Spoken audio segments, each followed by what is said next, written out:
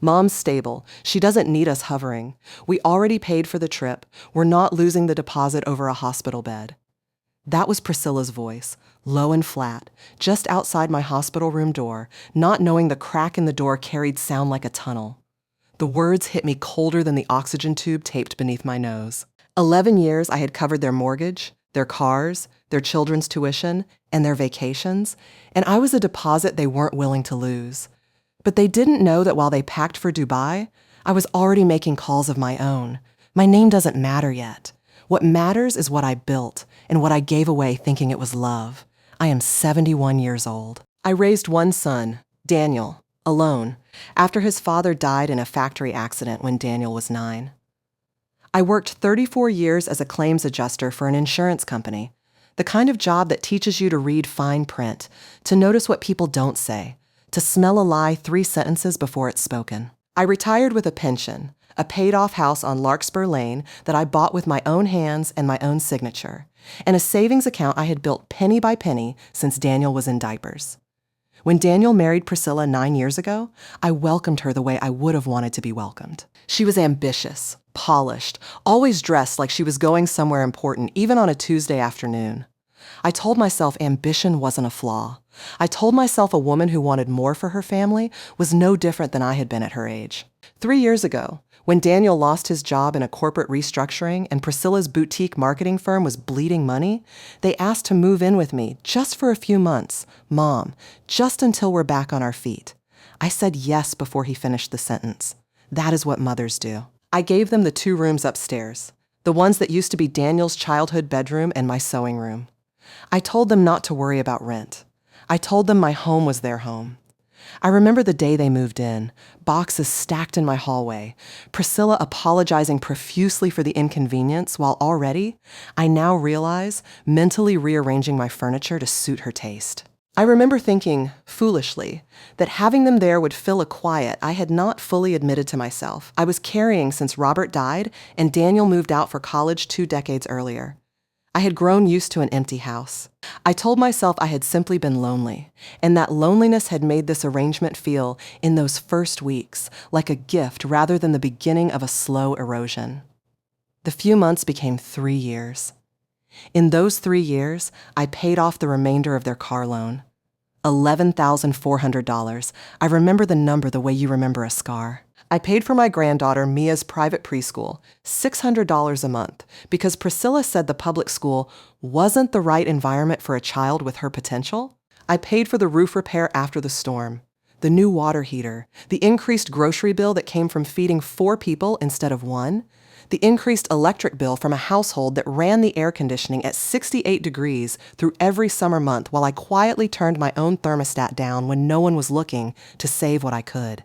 There was also the summer the water heater failed, a $1,400 replacement I arranged within 2 days because Priscilla insisted Mia couldn't possibly take cold showers before school.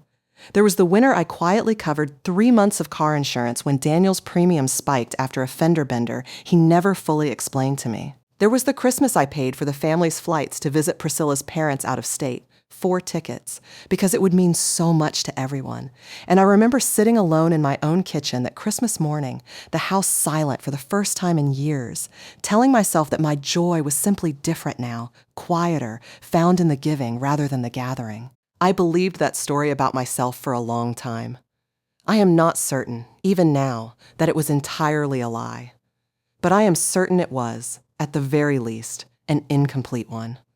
I did all of this and never once asked for a receipt to be shown to me, never once asked for a thank you card, because I told myself that love doesn't keep books. I know now that was my first mistake. Love doesn't keep books, but wisdom does. And I had let my wisdom sleep for 3 long years while my love did all the work alone.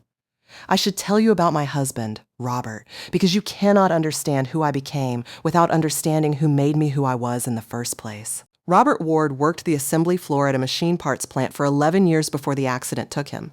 A piece of failed equipment and a moment of bad timing that turned me into a 34-year-old widow with a 9-year-old son and a mortgage I had never once looked at closely. Because in our marriage, he handled the numbers and I handled the raising. I remember sitting at our kitchen table 3 weeks after the funeral with a stack of bills I did not understand. And I remember making a promise to myself, silent and absolute, that I would never again be a woman who did not understand her own numbers. I enrolled in night classes at the community college. I studied insurance and liability and contract law the way other widows studied grief books, because for me, understanding the fine print was the grief book.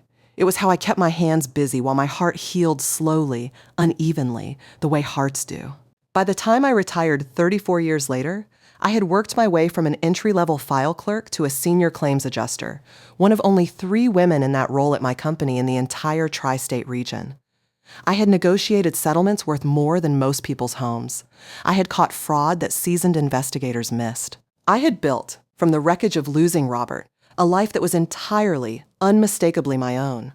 A paid-off house, a full pension, a reputation for precision that colleagues still mention to me at the grocery store decades later.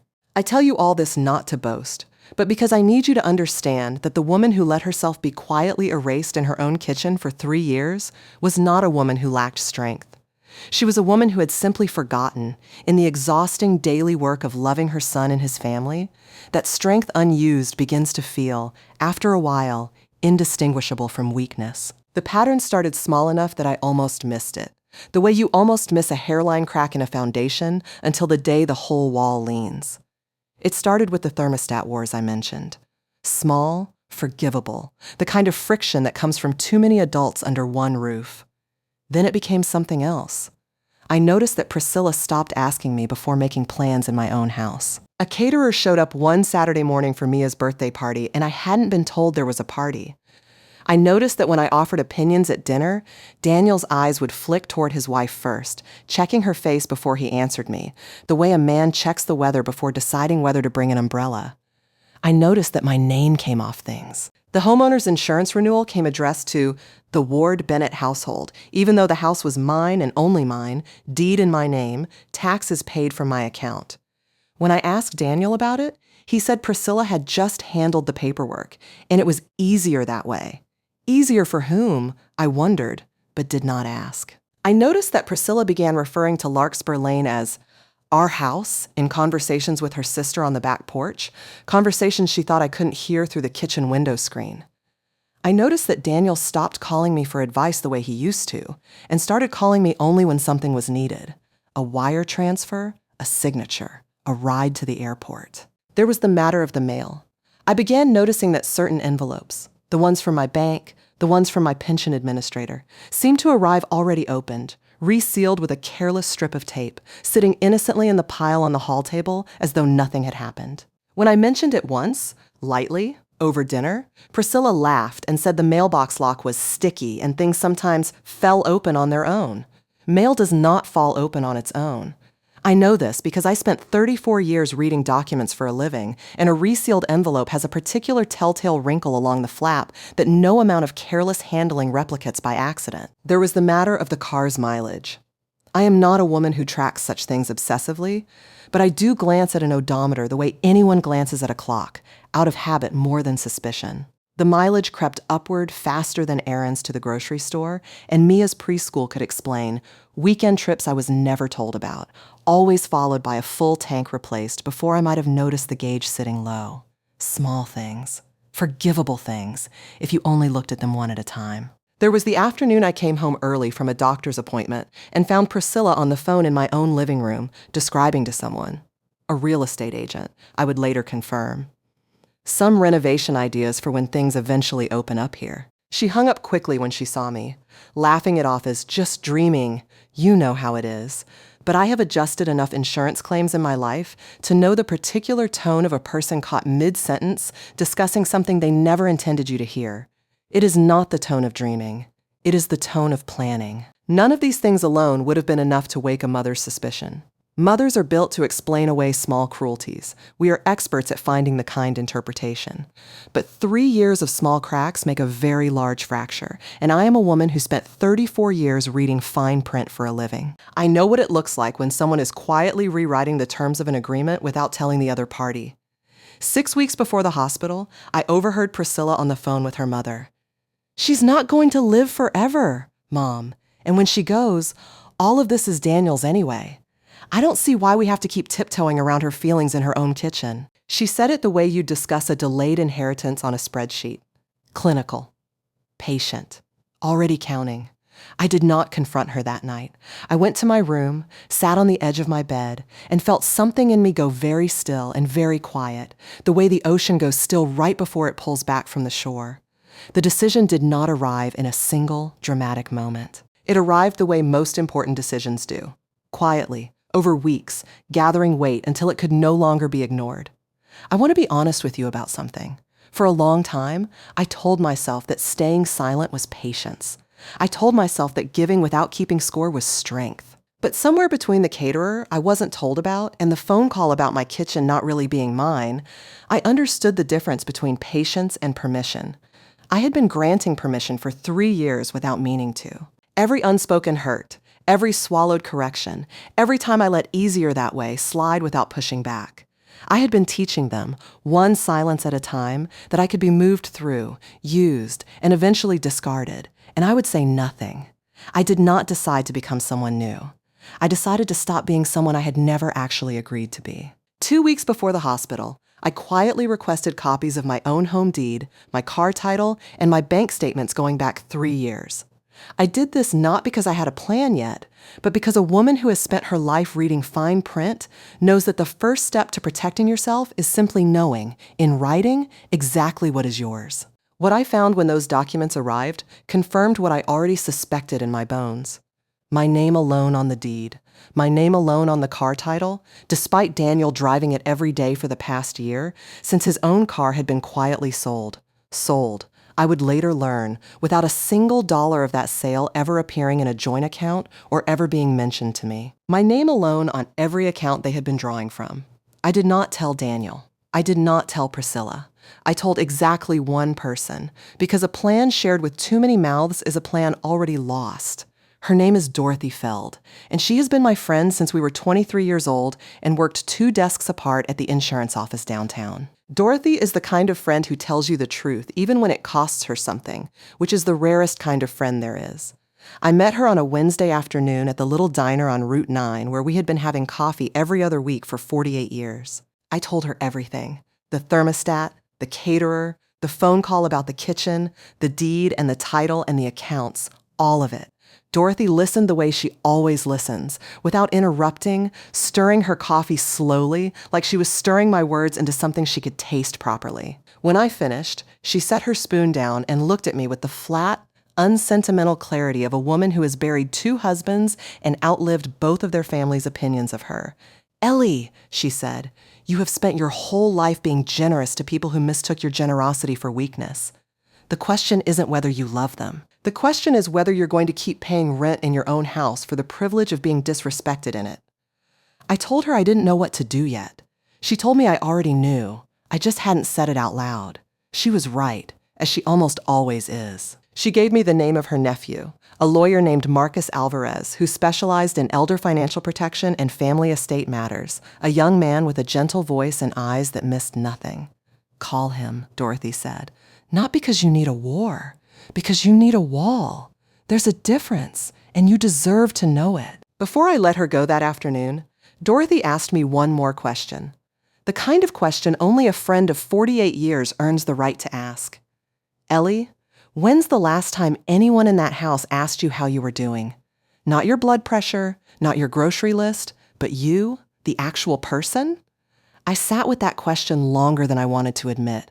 I could not answer it. Not that week, not that month, not, if I was honest with myself, in longer than a year. Dorothy nodded slowly, the way she does when she already knows the answer and is only waiting for you to catch up to it yourself. "That's your answer, then," she said. "Not about the house or the car or the money. About whether you still exist to them as a person or whether you've become a service they've stopped noticing they're using." We sat there another hour, past when our coffee had gone cold, and Dorothy told me about her own sister, estranged now 11 years, over a much smaller slight that had simply never been named out loud until it curdled into something unfixable. "The thing nobody tells you," she said, "is that silence doesn't preserve a relationship. It just delays the reckoning and makes it uglier when it finally arrives. You're not ending anything by speaking up, Ellie. You're just choosing to have the reckoning now, on your own terms, while you still have the strength to walk away from it standing upright instead of being carried out of it on someone else's schedule. I called Marcus Alvarez the next morning. That call would become the first stone in the wall I was quietly building around what remained of my life. The plan, once it began moving, unfolded in 3 careful stages, the way any sound plan must. Not out of vengeance, but out of the simple, unglamorous work of protecting what was legitimately, legally, undeniably mine. Stage 1 was documentation. Marcus advised me to gather everything: bank statements, the deed, the car title, receipts for every payment I had made on their behalf for 3 years, insurance documents, even the birthday party caterer's invoice, which I obtained by calling the caterer directly and asking, sweetly, for a copy for my records. I built a folder. 31 pages by the time I was through. Every dollar I had given, dated and totaled, $41,260 over 3 years, not counting the roof, not counting the water heater, not counting the groceries I never itemized because who itemizes feeding their own family? Stage 2 was quiet separation. On Marcus's advice, I opened a new bank account at a credit union across town, one Priscilla had never heard me mention, and I began moving my personal savings there in amounts small enough not to trigger a single conversation. I contacted my insurance company and had the homeowner's policy corrected back to my name alone, the way it always should have been. I did not announce any of this. I did it the way you'd quietly check that all the doors in a house are locked before a storm. Not because you're afraid, but because you're prepared. The woman who helped me at the credit union, a soft-spoken branch manager named Ruth Okafor, who I imagine has seen more quiet family unravelings across her desk than she will ever tell a single customer about, asked me only one question as she processed my new account application. "Is anyone going to try to stop you from doing this, Mrs. Ward?" I told her I honestly didn't know. She slid a card across the desk with her direct line written on the back in blue pen. "Call me directly if anyone ever comes in here asking questions about your accounts. You'd be surprised how often that happens, and you'd be surprised how little we're required to tell them." I did not fully understand, in that moment, how much comfort a stranger's plain kindness could offer a woman quietly rebuilding her own foundation. I understand it fully now. Marcus, meanwhile, walked me through what he called the boring but essential part, updating my will, which I had not touched in 9 years, and which still, embarrassingly, named Daniel as sole executor, with no contingencies and no protections whatsoever for myself while I was still living. "A will protects you after you're gone," he told me. "But you're not gone, Eleanor. You're very much here, and right now, nothing in your paperwork protects the version of you that's still living in that house." Together, we built what he called a durable power of attorney naming Dorothy, not Daniel, as my agent should I ever become incapacitated. A small, unglamorous document that nonetheless felt, when I signed it, like the single most important sentence I had written in years, because it was the first legal document in a decade that existed purely to protect me and not to quietly benefit someone's standing beside me. Stage 3 was the hardest, because it required patience. I had to wait. Marcus told me plainly, "Don't act until you have a clean, undeniable reason. Don't act out of anger. Act out of clarity, when the timing makes the truth impossible for them to argue with." I did not know yet what that reason would be. I only knew, the way you know weather is coming before the sky changes color, that it was coming. In the weeks I waited, I did something else Marcus suggested, something I found harder than any of the paperwork. He told me to simply watch, without confronting, and to write down what I saw, dated and specific, the way I once documented insurance claims. So I kept a small notebook in my nightstand drawer, and each evening I wrote a single line if there was one to write. March 14th. P. Referred to the guest bathroom as the one we're going to redo in front of a contractor I did not invite into my home. March 22nd. D. Asked me to sign a form for a household account without explaining what the account was for. I declined, citing needing time to review it, and he seemed unusually frustrated for a simple request. April 3rd. Overheard P tell her sister on the phone that I was getting harder to manage and that they needed a long-term plan. Each entry alone was a pebble. Together, by the time I reached the hospital, they were a wall Marcus would later tell me was more useful in a courtroom, had it ever come to that, than almost anything else in my folder. Not because anyone was suing anyone, but because clarity, once written down in a woman's own steady hand across many weeks, becomes very difficult for anyone to later call hysteria. It came on a Tuesday morning in the form of a crushing pain in my chest while I stood at my own kitchen sink washing a coffee cup. I remember very little of the ambulance ride. I remember the paramedic's voice telling me to stay calm, that my heart rhythm was unstable, that they were taking me to St. Agnes. I remember Daniel's face in the doorway as they wheeled me out, pale, frightened. For one moment, I believed, truly believed, that my son still loved me the way he had when he was 9 years old, and it was just the two of us against the world. That belief lasted exactly 2 days. I spent 4 days in the hospital. A partial blockage. The doctor said, not a full heart attack, but close enough to be called a warning. The kind of warning your body gives you once before it stops warning and simply acts. I needed rest, monitoring, and the cardiologist told me directly, looking me in the eye the way a good doctor does when they want a message to land. A low-stress recovery environment for the next several weeks, Mrs. Ward. Stress is not a metaphor for your heart. It is a mechanism. Daniel visited the first evening. He held my hand. He cried a little. He told me he loved me. I believed him. I still believe that in that moment, some small, true part of him meant it. He did not come the second day. He sent a text. Work is crazy. We'll try to swing by tomorrow. Love you, Mom. I understood work being crazy. I had worked 34 years myself. I did not yet understand what work meant in this context. I spent that second day the way you spend most days in a hospital when no one comes. Watching the clock above the door move slower than any clock has ever moved, listening to the wheeled cart squeak down the hallway, making small talk with Sophia when she checked my vitals, because her kindness, however professional and routine, was at least a kindness that showed up on schedule, which was more than I could say for my own family that day. I told myself Daniel was tired. I told myself Priscilla had her hands full with Mia. I told myself all the soft, forgiving things a mother tells herself when the alternative is too painful to sit with directly. I want you to understand that even a woman who spent 34 years catching other people's lies for a living is not immune to believing the lies of the people she loves most. Expertise does not protect the heart. It only sharpens the moment when the heart finally catches up to what the mind already suspected. That evening, a volunteer came by with a small library cart, offering paperbacks to patients who wanted something to pass the time. I chose a mystery novel, something light, something with a tidy ending where the guilty party is always caught by the final chapter. I did not finish it. I kept rereading the same page, the words sliding past me without landing, because some part of me was already listening for a phone that was not going to ring the way I needed it to. On the third day, my granddaughter's teacher happened to mention to the nurse checking my chart, in passing, that she'd seen on social media that Mia's family is having such a fun time in Dubai. The nurse, a kind young woman named Sophia, who had no idea what those words would do to me, repeated it while adjusting my IV line, thinking it was pleasant small talk. Your family's traveling? That's nice. Hope they're having a good time while you rest up. I asked her to repeat herself. She did.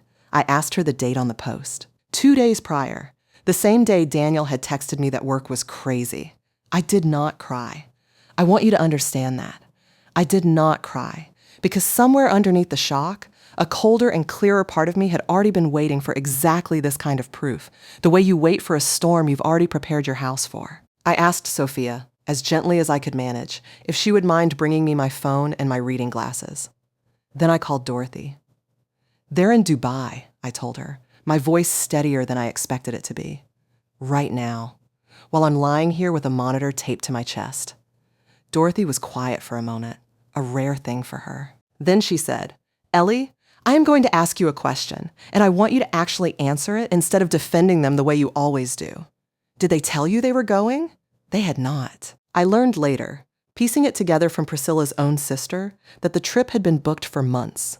A family vacation package to Dubai, 5 nights at a luxury resort, paid for, I would discover with a very particular kind of clarity, using a travel rewards credit card that had been opened in my name 2 years earlier for the family's convenience, a card I had signed for because Daniel told me it would help build his credit after a rough patch. 72,000 rewards points. my points, my name on the account, my credit history absorbing the risk. Spent on a trip I was not invited to, taken while I lay in a cardiac ward, timed. I would later confirm through the booking confirmation email accidentally left open on the shared family laptop, to depart the exact morning after my hospitalization, meaning the trip had not been canceled or postponed upon hearing the news. It had simply proceeded, uninterrupted, as though I were a piece of furniture that could be stepped around.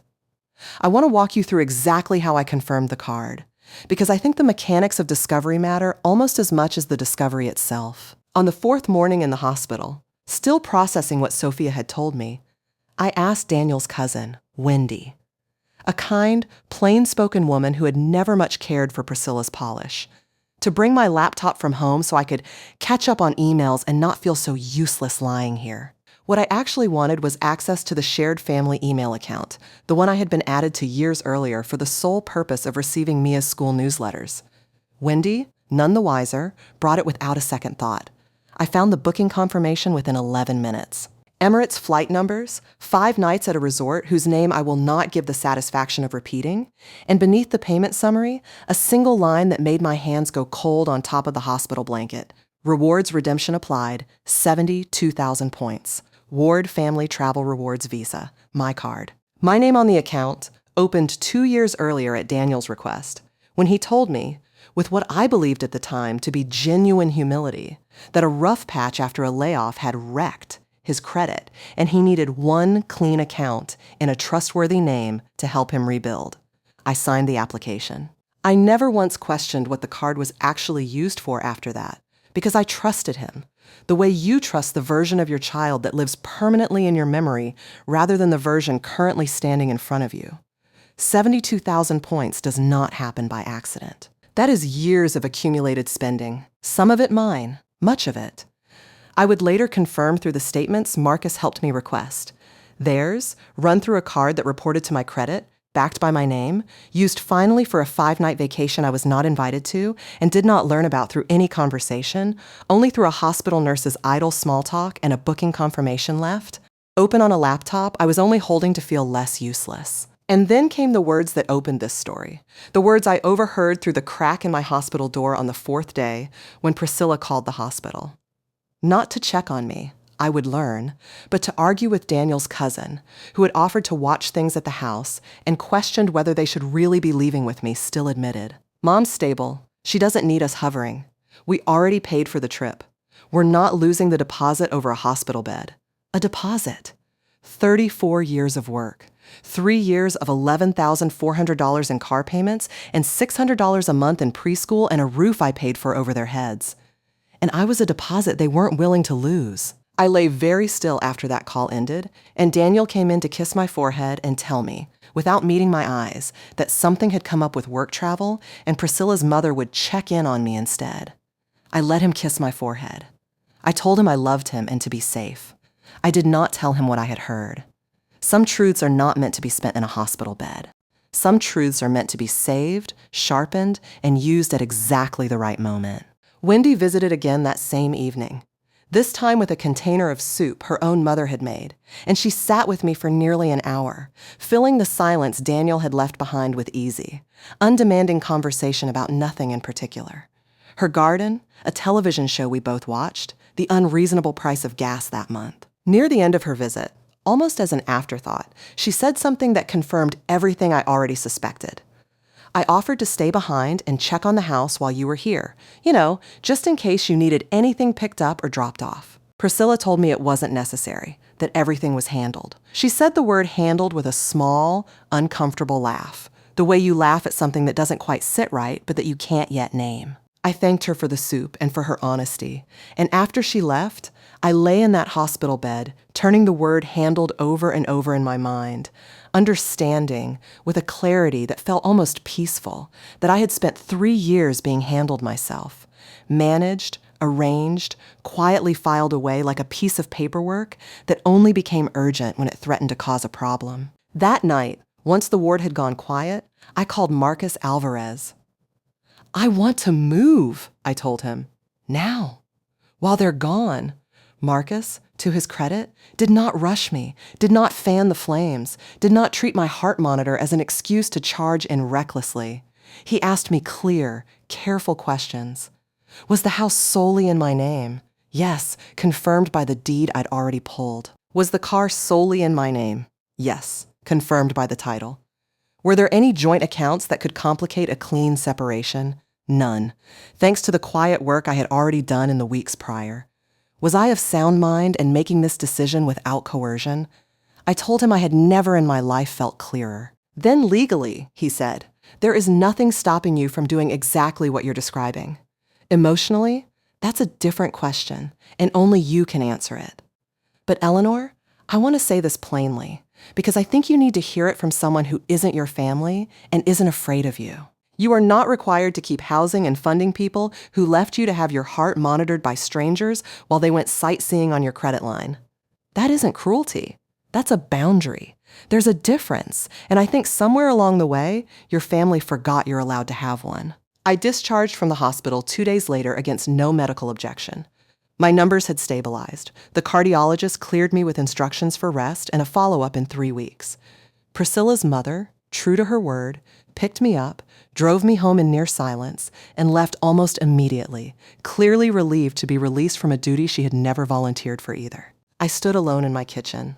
My kitchen, the deed in the drawer to prove it, and I looked around at the house I had built a life inside of, and I felt something settle in my chest that had nothing to do with my heart's rhythm and everything to do with my spine finally straightening after 3 years of quietly bending. I called a locksmith that afternoon. I called a used car dealership the next morning. By the end of that week, before my family's flight had even touched back down on American soil, I had changed every lock on my house, and I had sold the car.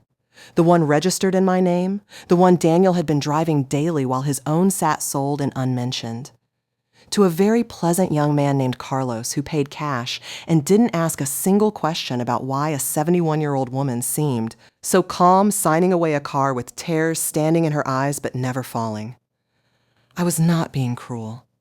I want you to hear that clearly, because I know how this sounds from the outside. I was reclaiming what was legally, factually, undeniably mine, from people who had already decided, out loud, on a phone call I was never meant to hear, that I was a deposit not worth losing. I simply decided I was not willing to keep losing myself for people who had already done the math on when I'd be gone. I did not disappear into spite.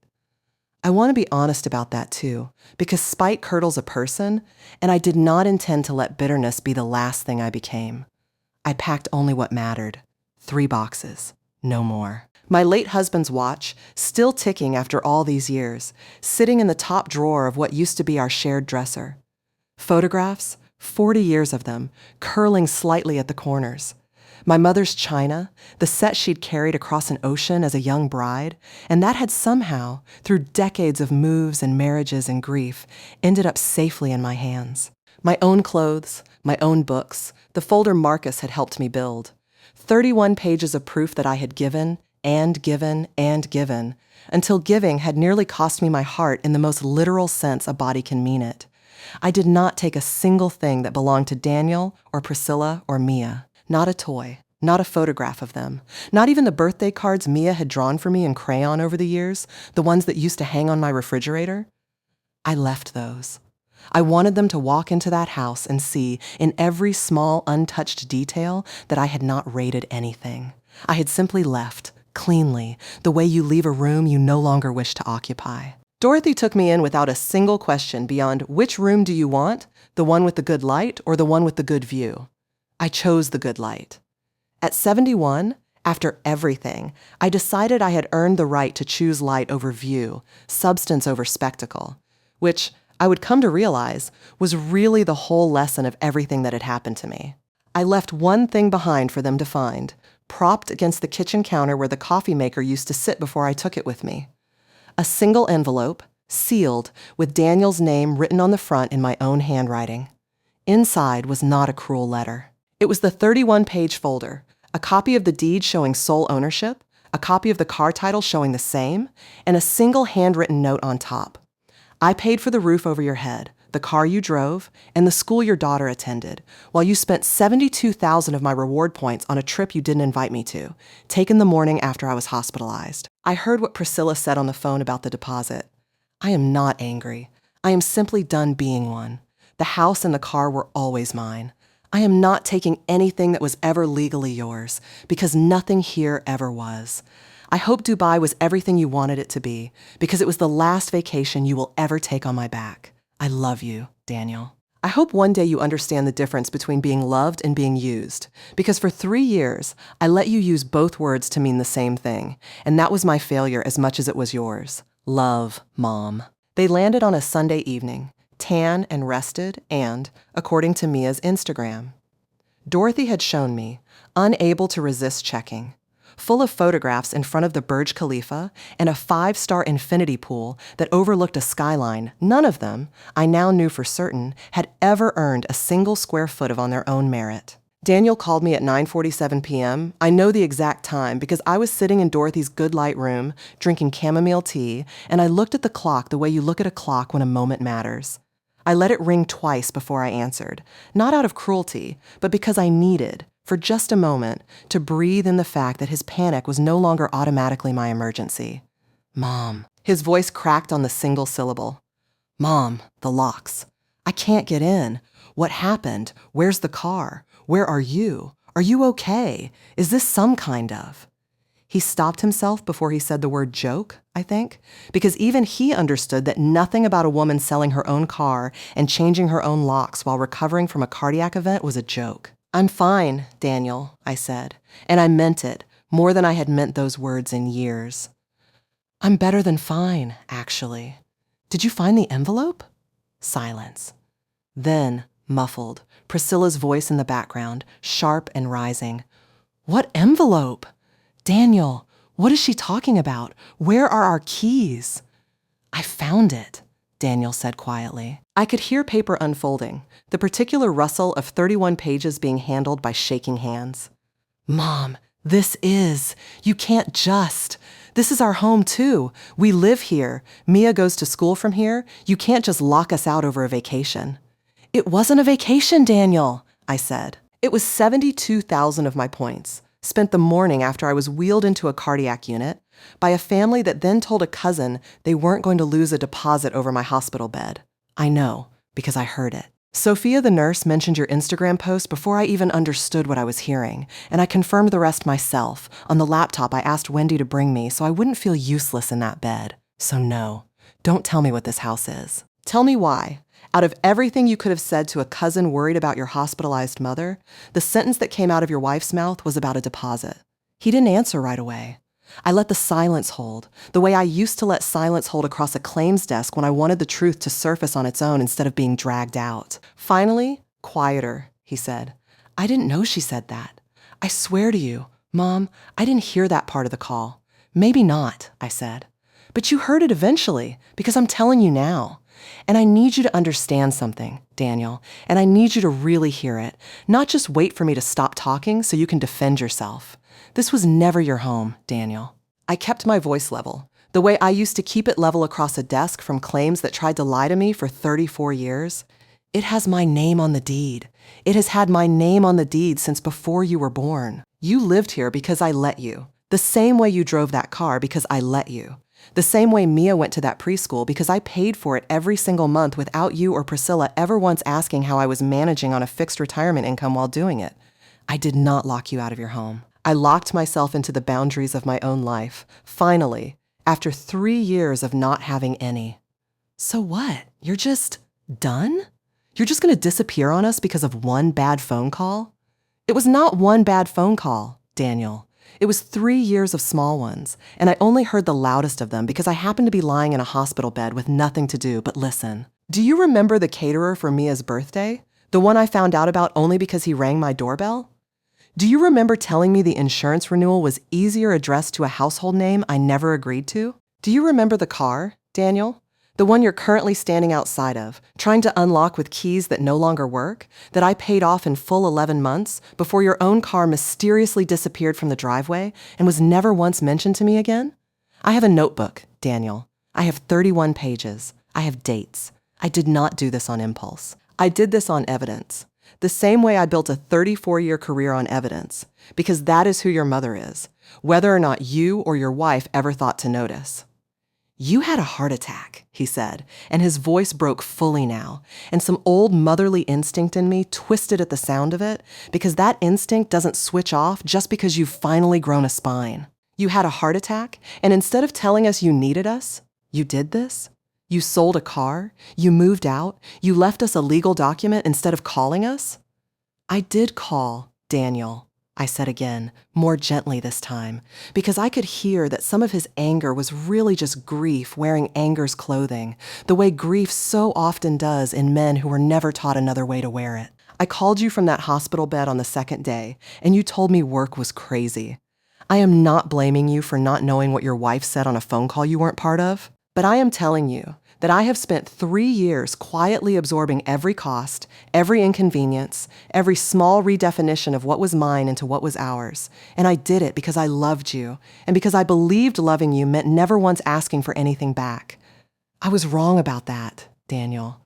Loving you does not mean disappearing for your convenience, and I am done disappearing. I did call you, I said quietly. From the hospital bed, Daniel.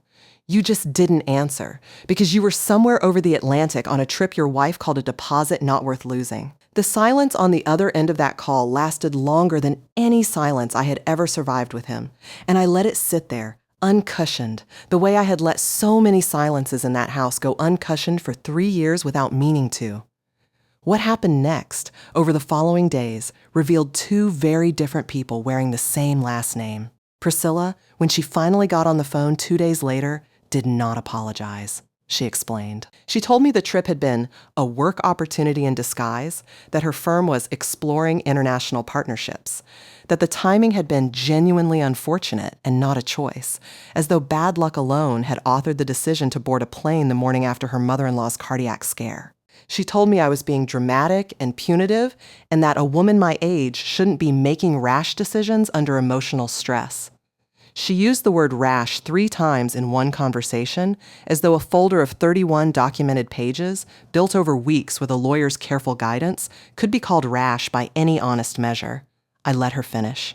Then I told her, calmly, the way Dorothy had taught me by example over 48 years of friendship, that I had heard her exact words through the hospital door, the words about the deposit, and that no amount of relabeling that phone call as a misunderstanding would change what I had heard with my own ears, while a monitor tracked the very heart she'd called a deposit risk. She went quiet after that. It was the first true silence I had ever gotten from Priscilla, and I understood, somewhere in that silence, that she had never actually believed I would find out, let alone act.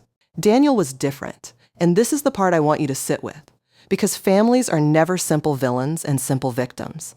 They are people, layered and flawed, capable of both harm and genuine grief over the harm they've caused. Daniel called me every day for 2 weeks.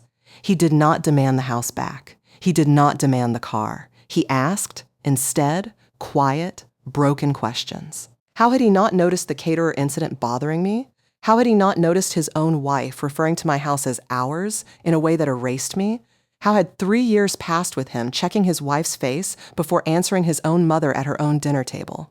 He told me, in a call I will remember until the day I die, "Mom, I think I stopped seeing you as a person somewhere in the last 3 years.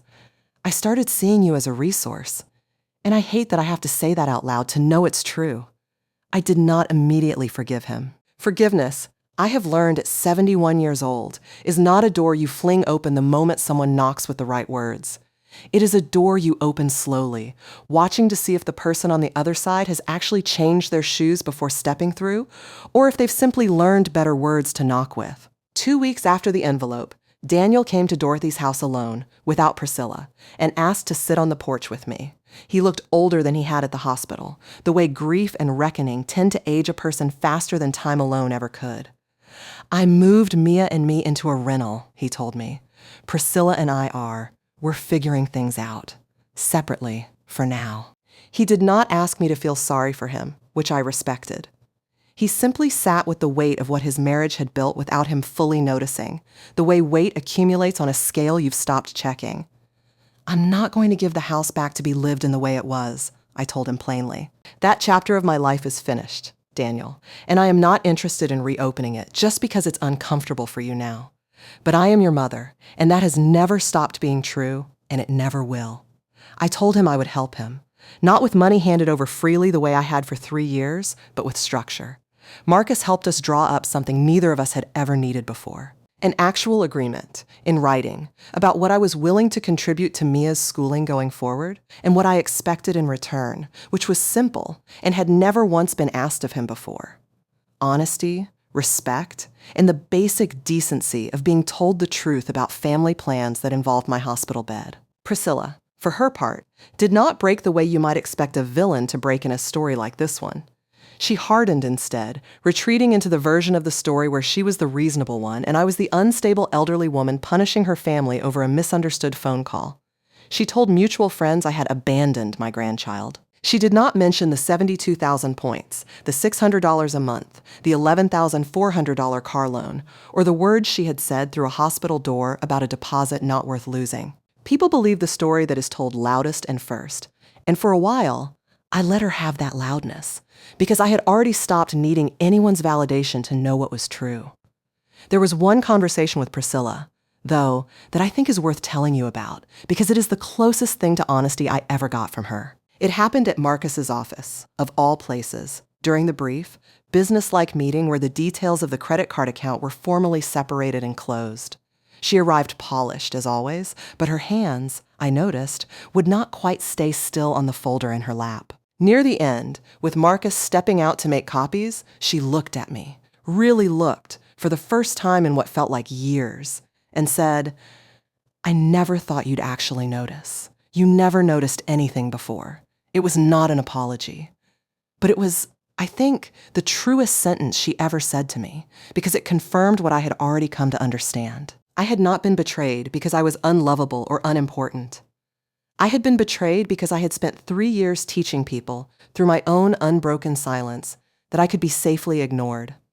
That sentence did not soften my feelings toward her, but it did, strangely, soften something in how I understood myself. Priscilla's mother, whom I had always found pleasant enough in small doses, called me once, awkwardly, to say she was sorry things had gotten so complicated, which is the particular kind of sentence people use when they want credit for kindness without the risk of actually taking a side.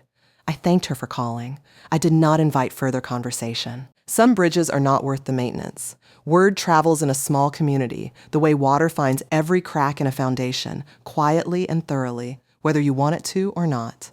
Within a month, most of the people who mattered to me, my church group, the neighbors on Larkspur Lane who had watched Daniel grow up, the friends I had made across 3 decades of a life fully lived, had heard some version of what happened, filtered through whichever party had spoken to them first. I was surprised and genuinely moved by how many of them came to their own conclusions without my needing to defend myself at all.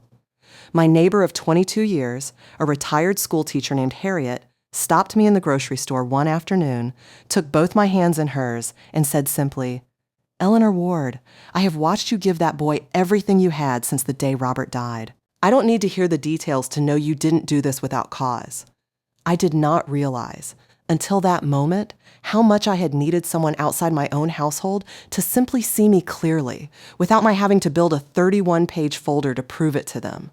Not everyone was so generous. A cousin of Priscilla's, whom I had met perhaps twice at holiday gatherings, sent me a lengthy, indignant message on social media accusing me of elder tantrums and manufacturing a crisis for attention. I read it once, showed it to Dorothy, who laughed so hard she nearly choked on her coffee, and then I deleted it without responding, because I have learned, at 71, that not every accusation deserves the dignity of a defense, especially from someone who was not in that hospital room, did not read those 31 pages, and had never once, in all the years I had quietly funded a household, thought to ask how I was managing. Mia, 5 years old and innocent of all of it, still calls me every Sunday from Daniel's new apartment. I still hear her small voice ask if she can come see Grandma's new house with the good light, and every time she asks, something in my chest, the same chest that carries the scar of that hospital monitor, eases just slightly, because whatever else broke in that family, That thread did not. She came for the first time 3 weeks after everything settled, holding Daniel's hand in Dorothy's driveway, clutching a crayon, drawing she had made specially for the occasion. A house with too many windows and a stick figure with white hair standing in the doorway. Grandma's new house written across the top in a 5-year-old's careful, uneven letters. I hung it on Dorothy's refrigerator that same afternoon, the first drawing to live there in the good light room, and I stood looking at it for a long moment after Mia had run off to explore the backyard, thinking about all the drawings I had left behind on my old refrigerator without a second glance. Understanding now that some things are worth taking with you and some things are worth leaving cleanly behind, and the wisdom of a life well lived is mostly just learning, finally, to tell the two apart. She asked me, that first visit, in the direct and devastating way only small children can manage, "Grandma, why don't you live with us anymore?" I knelt down to her height, the way I used to kneel down to Daniel's height at that same age, and I told her the truest, simplest version I could manage. Sometimes grown-ups need their own space to feel happy and safe, sweetheart, the same way you need your own room. That doesn't mean I love you any less. It just means Grandma found a house with really good light, and I wanted to share it with you. She seemed to accept this the way children accept most things adults tell them plainly and without condescension, and then she asked if Dorothy had any cookies. And just like that, the moment passed into the ordinary, blessed rhythm of an ordinary Sunday, which is, I have come to believe, the truest kind of healing there is. Not a single dramatic reconciliation, but many small ordinary Sundays, stacked, one on top of the other, slowly rebuilding trust in the only way trust has ever actually been built. I have thought a great deal, in the months since, about what it means to give without losing yourself in the giving, and I want to share what I've come to understand, because I suspect some of you listening tonight are living inside a version of what I lived inside for 3 years without a name for it yet. Generosity is not the same as self-erasure. I spent 3 years believing that loving my son meant absorbing every cost, every inconvenience, every quiet redefinition of what was mine into what was theirs, without ever once asking for acknowledgement in return. I told myself that was strength. It was not strength. It was fear. Fear that if I asked for anything back, I would prove myself to be the kind of mother who keeps score, and I did not want to be that woman. But there is a vast, important distance between keeping score and simply expecting to be seen. I was never asking Daniel and Priscilla to repay me dollar for dollar. I was only ever asking to not be treated as a line item that could be quietly moved, then quietly written off, the moment it became inconvenient. The second thing I've come to understand is this. The people who benefit most from your silence are rarely grateful for it. They simply grow accustomed to it, the way you grow accustomed to a light staying on in a room you never think to turn off yourself. Daniel and Priscilla did not wake up one morning and decide to betray me. They simply, slowly, over 3 years of my unbroken silence, stopped noticing me as a person with limits, because I had never once shown them where those limits were. My silence taught them I had none. It took a hospital bed and a phone call about a deposit to teach me otherwise. The third thing, and perhaps the hardest to say out loud, is that reclaiming yourself will rarely look noble to the people you're reclaiming yourself from. From where Priscilla stood, I was cruel, dramatic, unstable, a punitive old woman punishing a family over a misunderstanding. I want you to prepare yourself for that possibility if you are standing where I once stood. The people who benefited from the old version of you will not applaud the new one. They will not thank you for finally reading the fine print of your own life. Some of them will call it selfishness. I have made my peace with that because I have lived long enough to know that a woman is called selfish exactly at the moment she stops being useful to someone else's comfort. And that word has never once been an honest description of what is actually happening. It is only ever a description of what someone else is losing. I think often, too, about the difference between the family we are given and the family we choose to keep giving to. Dorothy is not my blood. She has, in every meaningful sense that matters to a heart monitor and a hospital bed, been more family to me across 48 years than 3 years of quiet resentment ever allowed Priscilla to be. I say this not to diminish the family you were born into or married into, but to remind you that family, in the end, is not a document. It is a pattern of behavior, repeated over time, that either honors you or erodes you.